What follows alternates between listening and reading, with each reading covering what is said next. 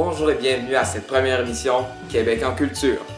La religion était très importante pour la majorité de la population il y a quelques décennies. Le nombre de pratiquants a beaucoup diminué dans les dernières années. Or, une fête religieuse chrétienne a réussi à persister dans le mode de vie québécois. Cette fête est célébrée d'une manière très particulière ici au Québec. Durant cette fête, nous célébrons la naissance de Jésus de Nazareth, qui est le fils de Joseph et de Marie. Pour que cette fête soit un succès, les familles devaient d'abord choisir leur sapin de Noël. Par contre, cet arbre ne devait pas être une épinette, sinon il devenait la honte du quartier. Après que la famille se soit réunie au grand complet chez quelqu'un, elle devait maintenant se rendre à la messe de minuit. La messe de minuit est un rituel chrétien qui a réussi à persister dans notre mode de vie. Les fidèles doivent parfois arriver 1 heure ou 2 heures à l'avance pour être assurés d'avoir une place dans l'établissement religieux. Parfois, la messe est tellement populaire que le prêtre doit en faire 2.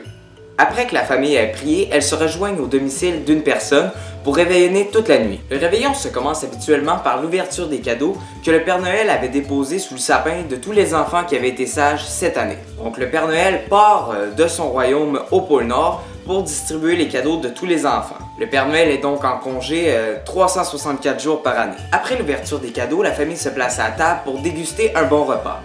Ce repas est souvent composé d'atoka, de dinde, de bûches de Noël et de pâté à la viande. Durant ce souper, nous avons aussi la chance de déguster un des grands classiques de Noël, le gâteau aux fruits. C'est une tradition qui date du 18e siècle.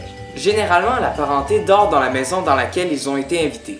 Ensuite, les invités retournent à leur domicile pour se retrouver 6 jours plus tard. Ils fêteront le Nouvel An le 31 décembre. Durant les jours qui séparent Noël du jour de l'an, nous pouvons profiter d'une ambiance féerique dans les quartiers du Vieux-Québec. De plus, plusieurs parades ont lieu durant cette période. Noël est donc une fête à laquelle les familles se rassemblent autour d'un bon repas pour célébrer la naissance de Jésus de Nazareth. Il reste maintenant une question à se poser. Si cette fête chrétienne restera encore dans le mode de vie et dans la culture des Québécois dans quelques années.